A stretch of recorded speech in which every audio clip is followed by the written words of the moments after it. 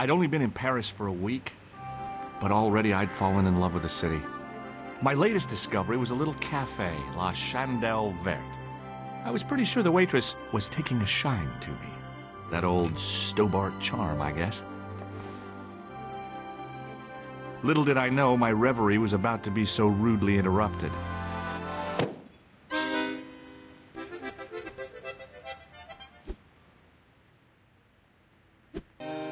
Oh my goodness.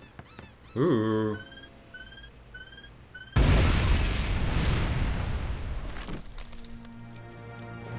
Oh. Ooh. Clown balloons. Creepy.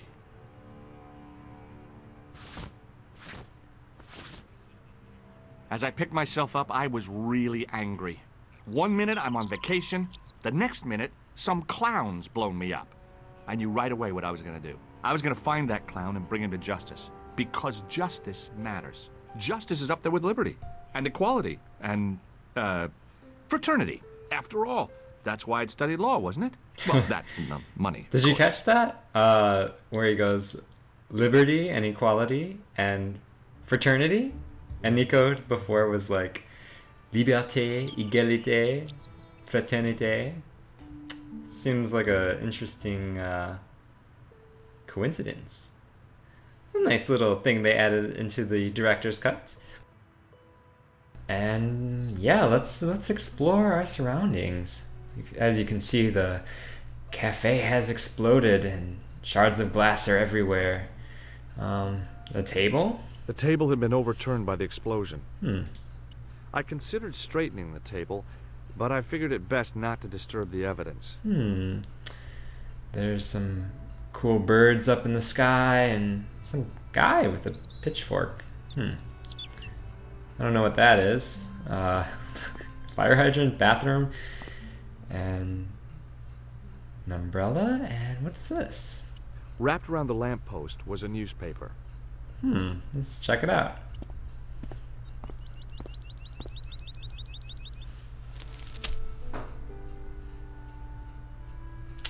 Oh, cool. It's in French, so hopefully George knows French.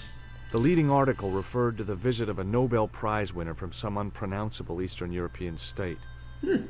Well, guess you can read it. The column was devoted exclusively to rumor, gossip, and sensationalism. Okay. The big story was about the brutal murder of a French media magnate, shot down in cold blood. The guy oozed confidence, like a regular French statesman. Ooh, so it's Pierre Cauchon. And, well, George doesn't know him, but we have already met him, obviously. And this was in the opening credit video thing, whatever. Anywho, what's this? I noticed the writing at the foot of the page. It read, Salah Eddin, 1345. Okay. Some clue, maybe. And we got it. It was a Paris daily tabloid newspaper, full of sex, scandal, and sports results. Okay. So we can go this way or this way, but let's go in the cafe first. See what happened. It was the body of the old man. It was hard to believe I'd seen him alive only minutes before. Aw, poor guy. The sight of the dead guy's staring eyes turned my knees to jelly. I tried not to meet his stare as I searched the dead man's pockets. No wallet, no papers, no credit cards. The guy's past was a blank page. Wow. I checked his pockets. Nothing. All right. No clues. Oh, there's a mirror. Apart from a bit in the middle, the mirror had smashed into 1,000 pieces. Bad luck for someone. Whoa. I'd hoped the fact that the mirror was already broken meant I'd escaped the bad luck. Oh, George. I guess you'll find out. Yeah, hopefully we don't die. No bad luck for us. The mirror had smashed into 1,000 pieces. Bad luck for someone. Poor guy. That is really weird. Looks like a puzzle or just shards of glass. He was pretty mashed up. Mashed up. It's like a potato. Ooh. A mysteriously undamaged bottle of spirit stood on the bar. Spirits. I needed a stiff drink, but I hated the taste of brandy. Okay. Oh. The waitress was clearly suffering from shock. Let's talk to her. Oh, my head. Never again. How much vodka did I drink? Oh, no, don't tell me. What is your name, Sherry? George Stobart, ma'am. You look like you could use a little help. I could use a little drink. I feel sick, dizzy, and bruised. I don't even remember the party. Just relax and take it easy. You've been knocked out. You don't say. What happened? There's been an explosion. You should try not to move. Are you a doctor? Well, let's just, for fun, say we are. I don't know. I don't think it really affects the game. Yes, I am. I studied under Dr. Benton. Who is he? Only one of the most brilliant medical minds on this planet. He taught me everything I know about medicine. Can you remember anything at all? No. I need a drink. Pour me a brandy. It's funny, if you give her the brandy, she passes out and you can't talk to her anymore, so let's not. You could be in shock. No alcohol. Okay, you're the doctor. What about the old man? Is he dead? Yeah, let's, she's gonna find out eventually, so we might as well tell her the truth. Yes, he is. Ah, mon Dieu. I've never seen a real-life corpse before. Except for Grandmaman. That was different. She was family. Has he gone stiff? I shouldn't think so. He's only been dead a few minutes. Huh. Maybe she knows about the newspaper. Did this newspaper belong to the old gentleman?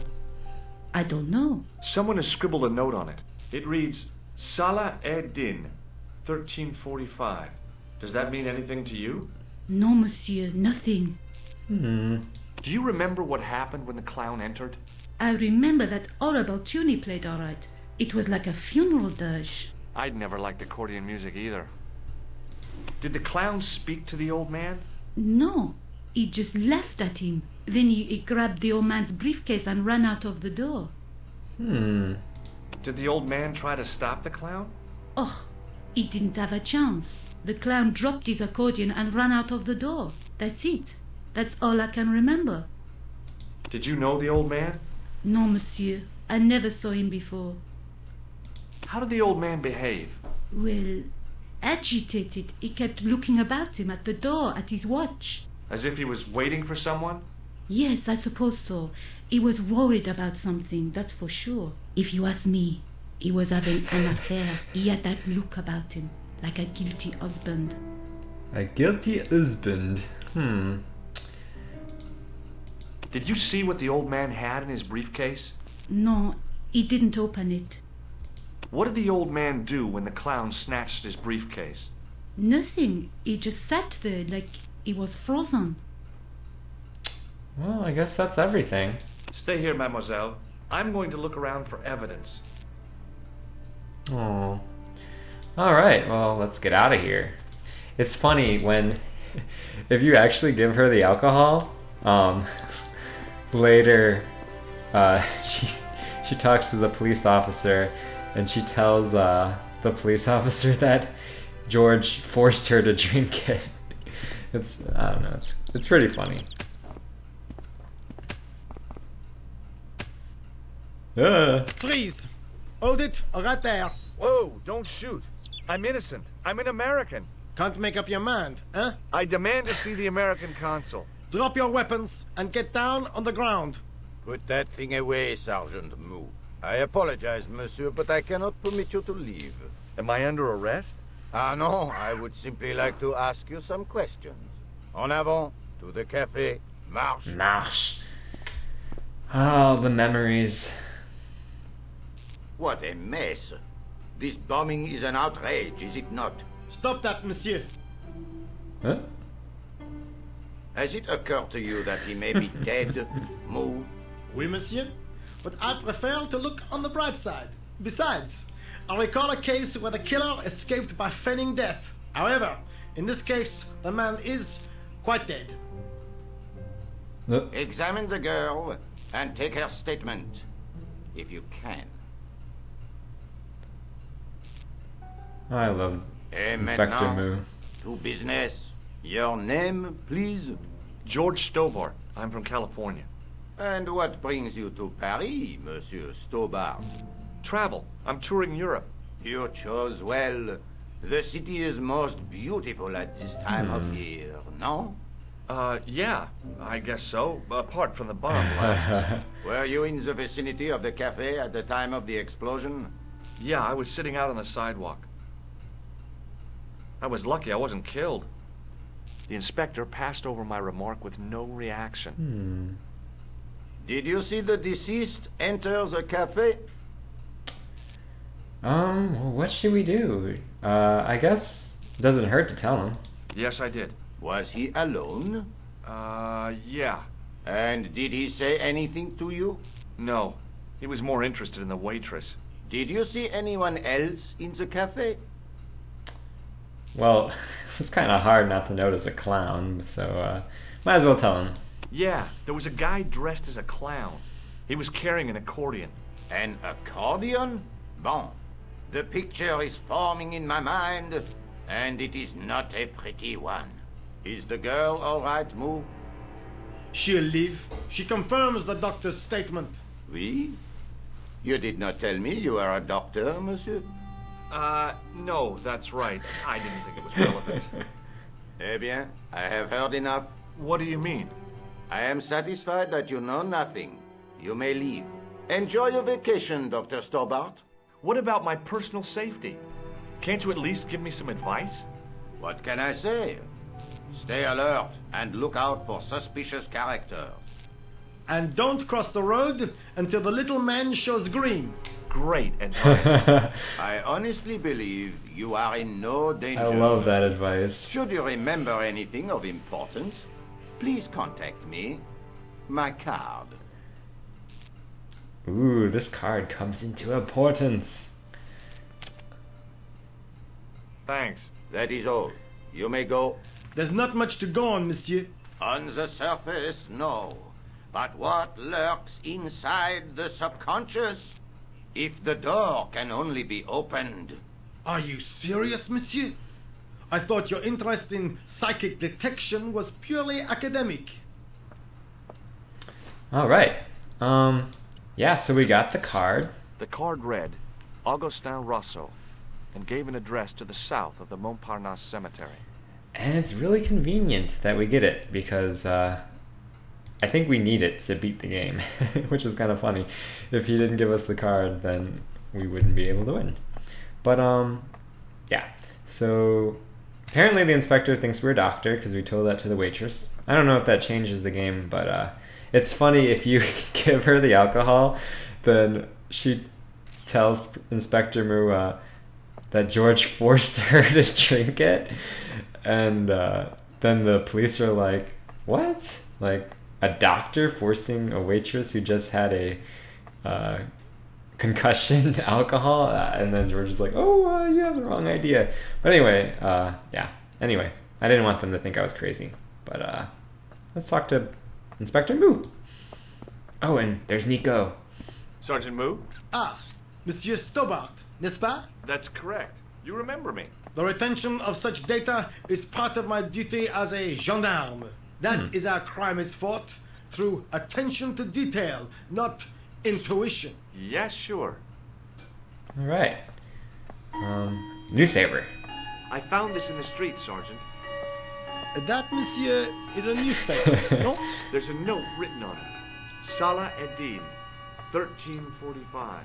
Aha! That stumped you, hasn't it? I have never been stumped, as you put it, in my life, monsieur. It is the name assumed by the clown, no? Salah Eddin the clown? I don't think so. Saladin the clown. Oh man. Oh, and when he goes, don't cross the road till the little man turns green. Whenever I'm crossing the street, like, even like 10 years after this game came out, I always think, like, hey guys, like, we gotta wait till the little man turns green. I don't know. No one knows what I'm talking about, but I can't help but remember that quote from this game. Look, Sergeant, the inspector gave me his card. Yes, monsieur. He wants you to advise him if you have any information concerning this case. Well, I'd be glad to talk with him, but I don't want him working his psycho weirdness on me. Ah, no, monsieur. You are confusing the science of parapsychology with witchcraft. Oh, yeah? What's the difference? We don't do sacrifices. Well, that's good. It's nice that the French police don't sacrifice. I was one of the last people to see the victim alive, Sergeant. Does that worry you? Yes, it does. I feel I owe it to him to find his killer. That is best left to the authorities, monsieur. Did he speak to you? Tell you anything? No, he just grinned and nodded. Don't let it trouble you, monsieur. Go home and try to forget. What is Rosso doing with that girl? He is giving her the once-over, as you Americans say. Once he gets his teeth into a case, nothing will shake him off. I'm not sure if that is the once-over. See you later, Sergeant. I hope he's not giving her the once-over.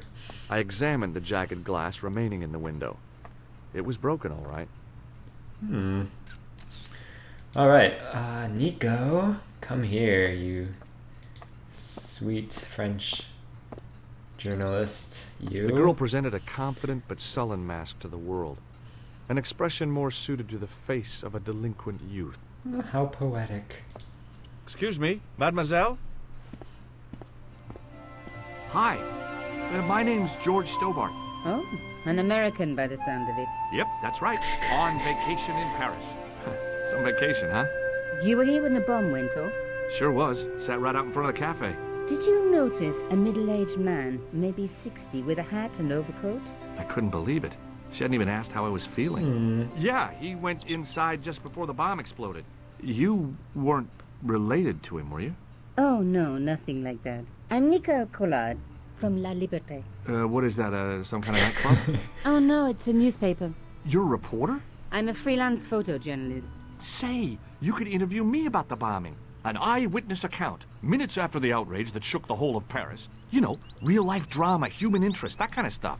I'll just stick to the facts, thank you. Did you see who planted the bomb? face. I know it sounds crazy, but he was dressed like a clown. A clown? It's him again. Clown. Well, let's talk to her about the newspaper. What is with the Saladin? I found this newspaper outside the cafe. That is not a newspaper, it's a gossip rag. There's something written in it. Salah Eddin, 1345. It sounds like a betting tip. The name of the horse and the time of the race. What do you think? Well, I don't think it is, but George likes Nico, so let's just agree with her. You know, it'd be rude to say, no, you're wrong. That's what I thought, but the name of the meeting isn't given. Well, so what? I'm not the least bit interested in horse racing, are you? No, but it could be a clue to the killer's next move. Do you think his next victim will be the jockey? Or the horse? She looked at me with a playful twinkle in her eye. Okay, it's a long shot. Oh, Nico, I love you. Well, not really, but she's cool. Look, the inspector gave me his card. Rosso! You know him? Oh, yes, we've met. Oh, I didn't know his first name was Augustin. Ugh. It suits him, I must say. Little bit of a man crush on Rosso. Rosso didn't blink when I told him about the clown. It's as if he already knew. That's typical of a cold fish like Rosso. I've seen cheeseburgers with more spunk. Yeah, that's weird. So apparently she had a crush, and then she's like, cheeseburgers have more spunk than him. It's like, okay. Who was the guy you were supposed to meet? His name was Plantard. I didn't know him, but he called me last night. He said he had a story which would interest me. He asked me to meet him at the cafe. I guess I'll never know what he wanted to tell me. Well, not unless you have Rosso's gift for psychic interrogation. How did Plantard get your name? Through the newspaper, La Liberté. I'd written an article linking two unsolved murders, one in Italy, the other in Japan. The cases were remarkably similar. A wealthy victim, no apparent motive, and a costume killer. Plantard said he could supply me with more information. Somehow the clown must have known about our appointment. So that's Arno and Yamada. They're linking it to the regular game. Have you met the clown before? It's a long story. I have plenty of time. I don't. Why won't you tell me about the clown? Why do you want to get involved? Because he almost killed me. Isn't that reason enough? I guess so. Listen, I'll give you my phone number.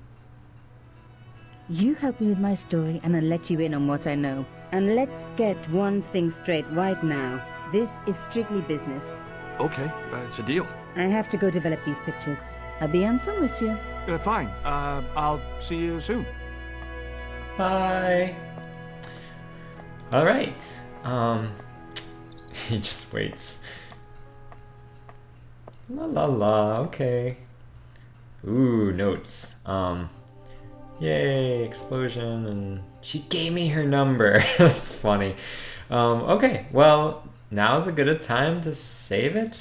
And yeah, thank you for watching, and see you next time. Bye.